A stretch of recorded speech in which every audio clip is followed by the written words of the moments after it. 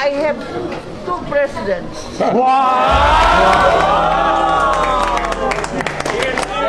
Great president.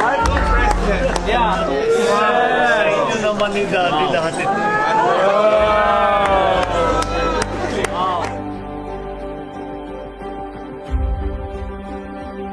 My mother always tells the story na nung bagong upo ang aking ama bilang Pangulo, ay tinanong niya sa kanya, okay, you are now the president. Ako naman, First Lady, ano ang trabaho ko? Anong role ko? Ang sagot sa kanya ng aking father, I will take care of the body of the nation. You must take care of the soul. And that is why pinasukan niya ang mga arts, ang kultura. Yun ang naging advocacy niya. Ang pagka-Pilipino natin ay maipagmalaki uli natin. Tinayo niya yung CCP, tinayo niya yung Folk Arts Theater. Kasama pa rin dyan, siya naman ang talagang project na nagsimula sa National Kidney Center, nasunod yung Children's Hospital, Heart Center. Kasi nga, yun ang pag-alaga sa tao.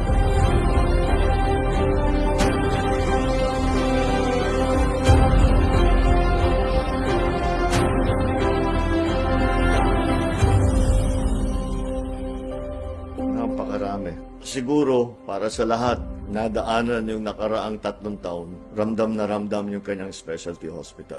Dahil yung kanyang mga specialty hospitals, Kidney Center, yung Heart Center, yung Children's Hospital, lahat ng specialty hospital, ang daming binuhayan. Nakita naman natin, napaka-effective niyan. Kaya pinaparami ngayon natin. Sinusundan ko lang ang naumpisahan ng aking ina.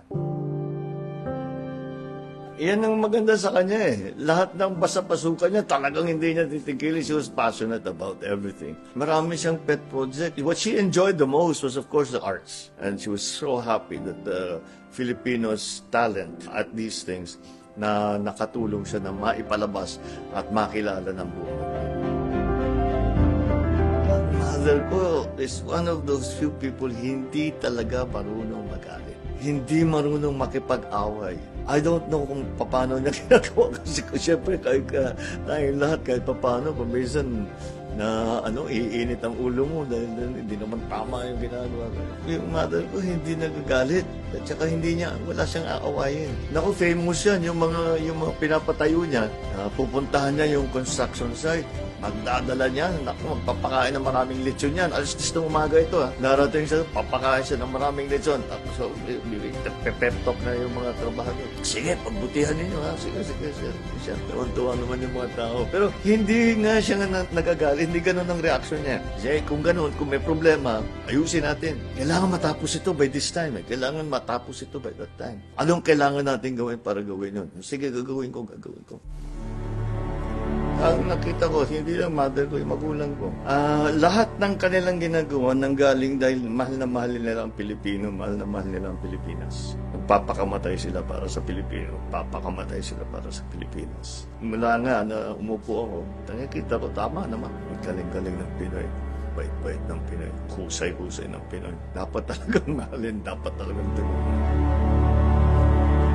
Yung makatao, nakita ko sa mother ko, kahit sinong kausap niya, kahit yung mangingisda, kahit yung Queen of England, kahit yung mayaman, kahit yung kapitbahay niya nung nasa Tolosa pa siya, yung mga classmate niya nung nasa eskwelahan siya, kahit sino ang kaharap niya, may koneksyon kaagad. Ang nanay ko talaga, dapat maintindihan ninyo, probinsyana talaga yan eh. Si Silly Promdi, I'm proud of it. And yan ang charm niya.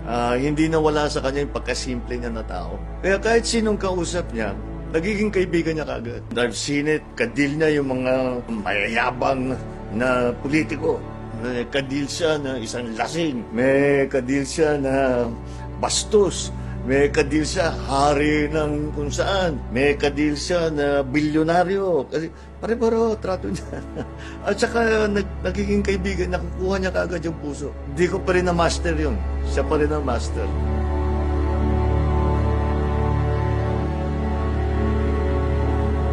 Every day. Parang, siyempre, alam ko na eh. Alam ko na yung pinagdaanan nila. Alam ko na yung gaano kahirap yung nagawa nila. Sinasabi ko, napakagaling. Mother ko masyado. I always thought that she was a very determined, very driven person. I just didn't realize until I took office how determined and how driven you have to be to have achieved as much as he is.